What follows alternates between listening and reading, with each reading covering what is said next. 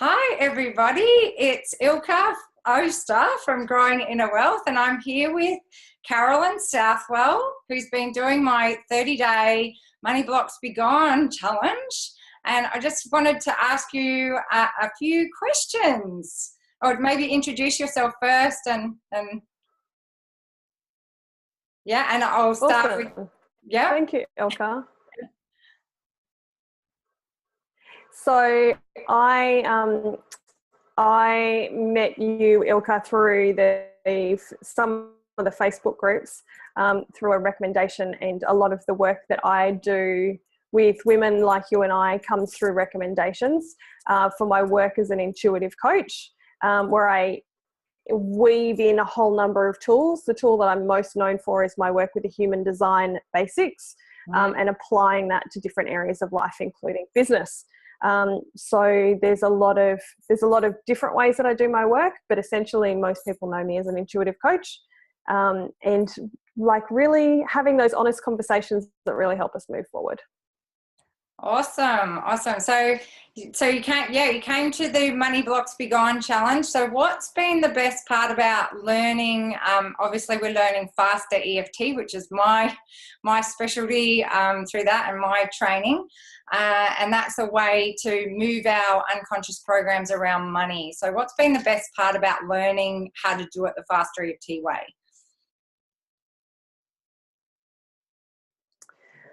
I have studied over the years a number of what I would call transformational techniques, Ilka, like Faster EFT. I put Faster EFT in that same bucket, with all sorts of people, from Dr. John DeMartini to Kristen Marie Sheldon, to some of the women in their Facebook groups that you and I both know.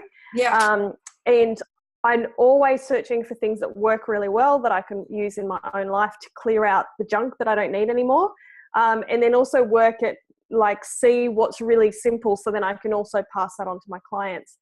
And when I first came across Faster EFT, I was pretty impressed. Like, I had looked at EFT previously, Gary Craig's original version, and it was good, and I'd heard good things spoken about it, but it didn't feel like it was the right fit.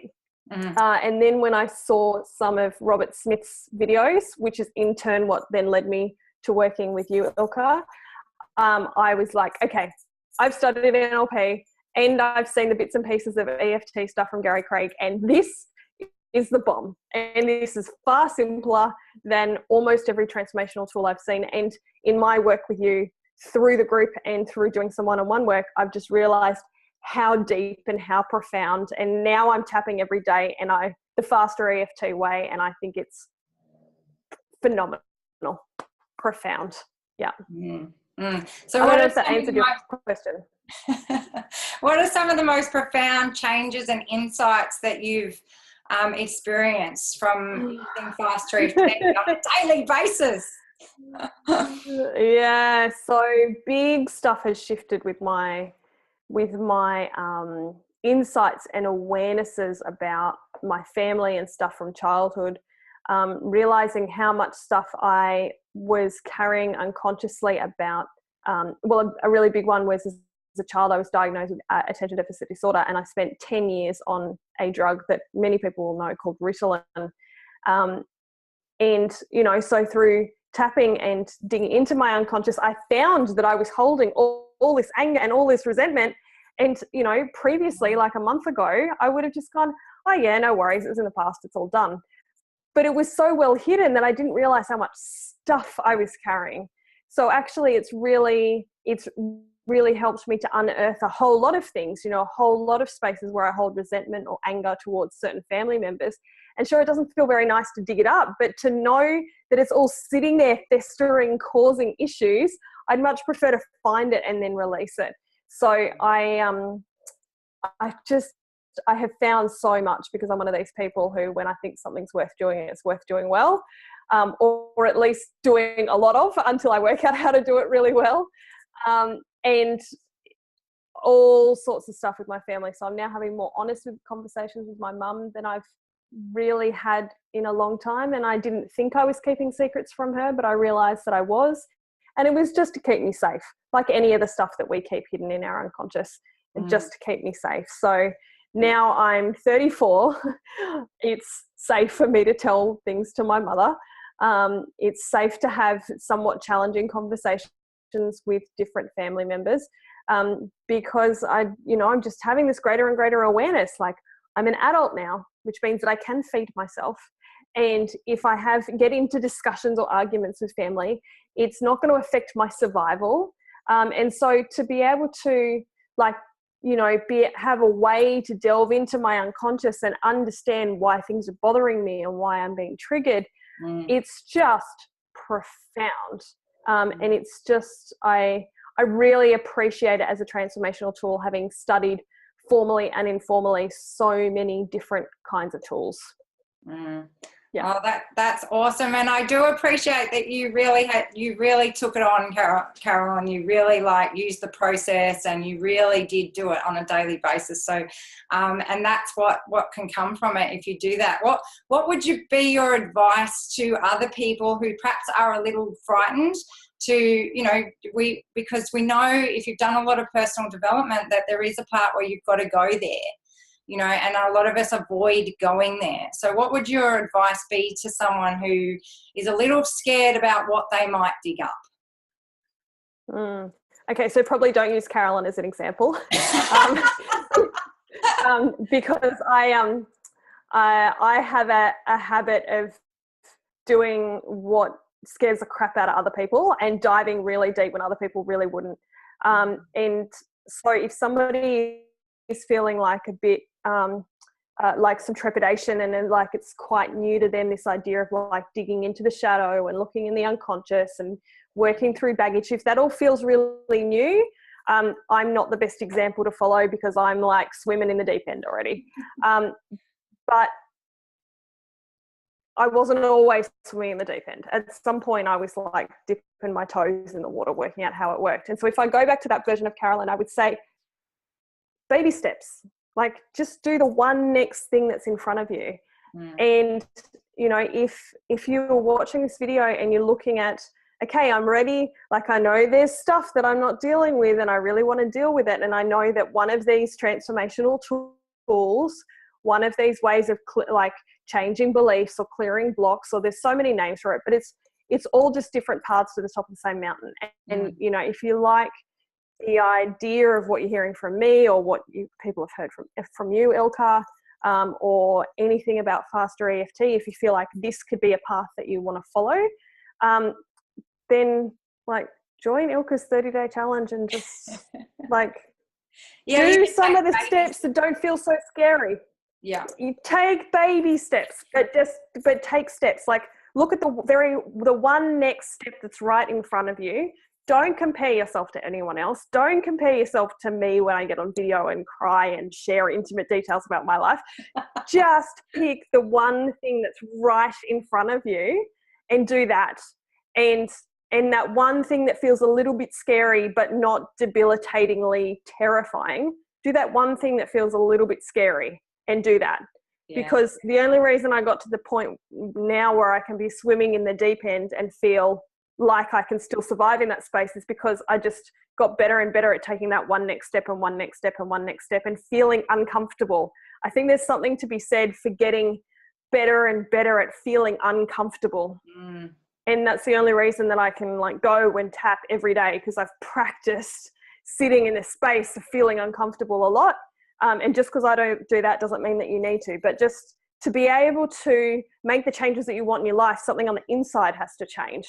So, and that will be uncomfortable. So even if you just spend 5 minutes a day being uncomfortable, but it's for you to be able to clear out or change or shift or get in alignment more, as would be said in Faster EFT, get in alignment with what you want. Even though that journey is a little bit uncomfortable, the result is profound. Yeah. So, and otherwise I wouldn't be spending so much time swimming in the deep end if I didn't bring me something that I wanted. Yeah, So baby and steps. that's it, isn't it? It really is all about the results that you get. So no matter how much you want to take a step, it's even the little steps will achieve results. And as you say, as you get better at it, you will achieve more and more and more. It's all going to achieve something, and that's the best part about it.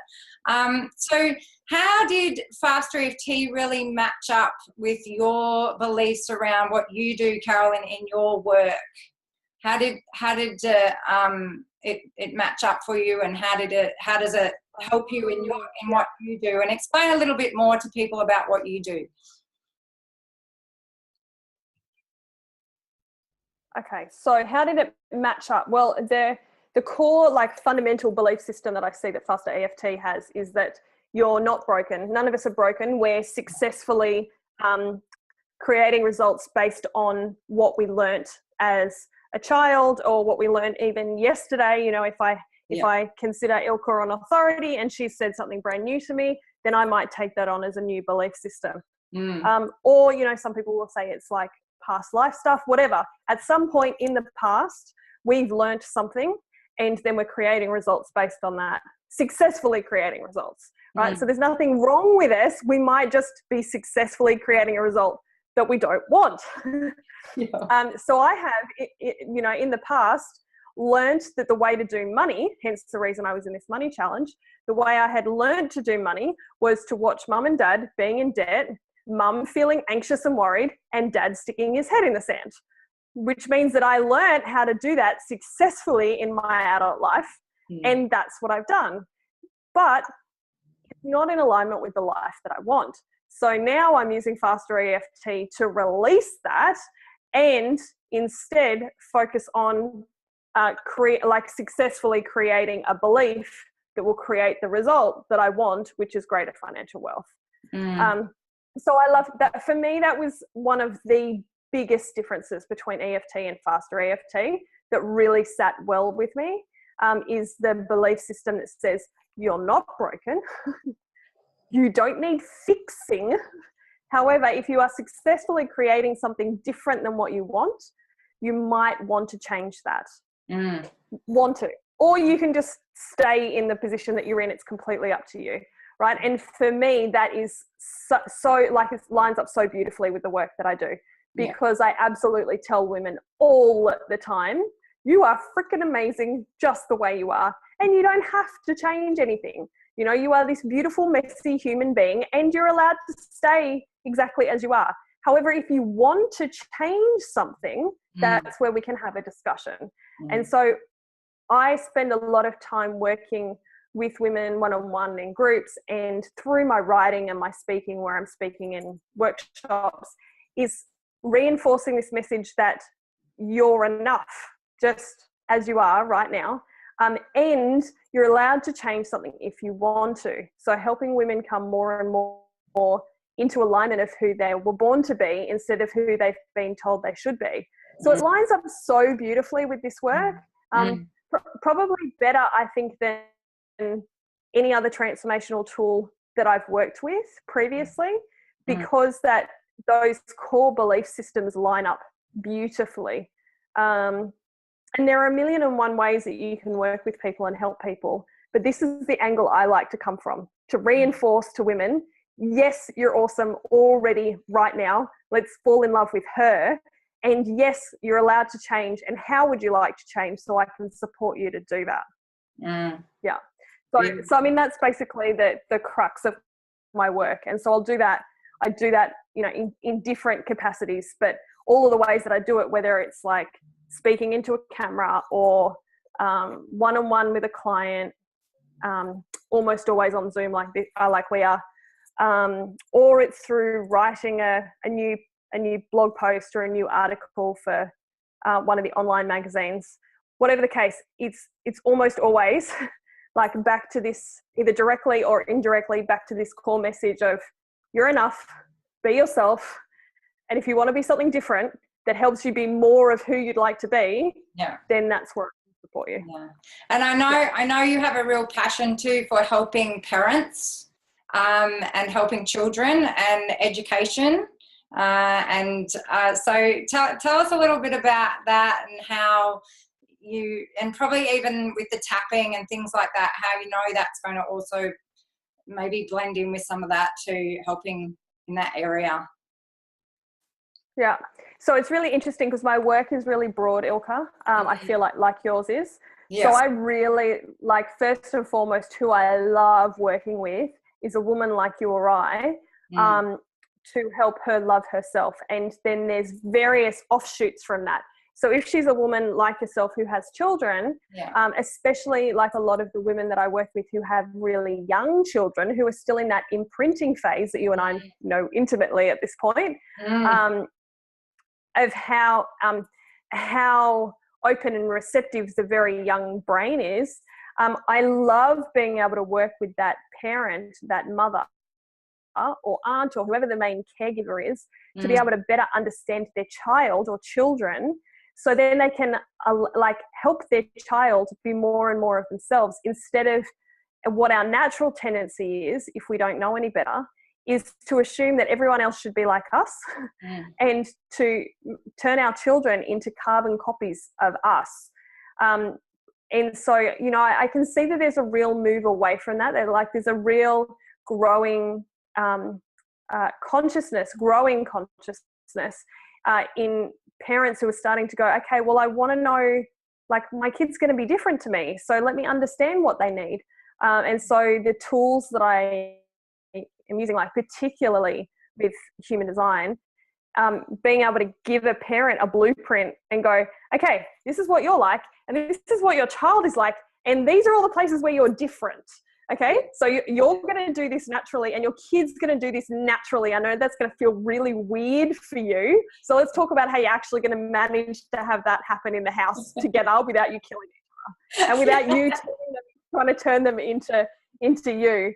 Yeah. So there's that. And I think, you know, like you mentioned, how does it tie in with the tapping? And when I released this stuff around, you know, feeling like I wasn't good enough daughter, I know there's still some work to do in there, but it feels fairly good actually as I speak about it. And feeling like a disappointment to my mother, there's still stuff on that. Feeling like a disappointment to my mother. Peace. And as I released more and more of that, that's where this stuff started to come through, and I realized, oh my God, even though I know my mum hated putting me on these drugs, I'm really angry that somebody made me put things in my body that I didn't want there. And that these drugs turned me into a robot and I didn't feel like myself. And so I've uncovered all sorts of stuff in there about feeling worthless and why am I even on the planet, and maybe I'll just end my life, and all this yucky stuff that I'm like, where was I hiding that?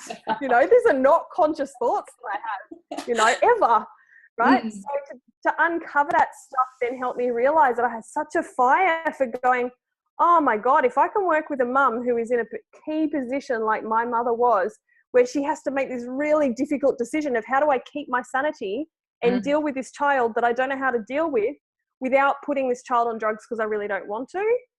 It to me is like that's powerful, because I can feel that, like that gratitude of going, oh my God, if I get to even work with one parent who's in that position and help her to be able to understand how to manage her child. Does this child need more alone time or more running around? Do they need to go to bed earlier or later? And to understand what this kid needs, so then this kid just gets to be their weird, wild, wacky self without having to be drugged, you know? So that's where that kind of came out, and it's going to get beautifully integrated in some way. I don't yet know how.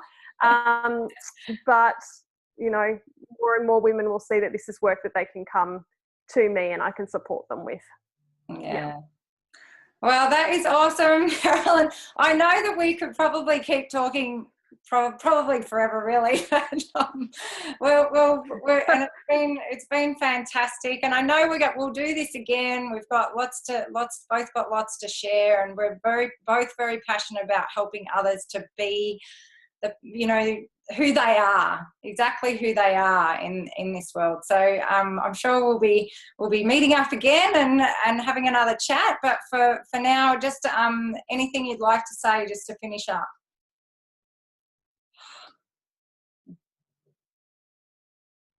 I think if anyone is sitting on the fence about playing with a tool or a process that will actually make a difference, but especially if you've tried lots of things and you feel like you're still not getting the result that you want, please try Faster EFT. And when I say try it, I mean like learn the basics and then start friggin' doing it.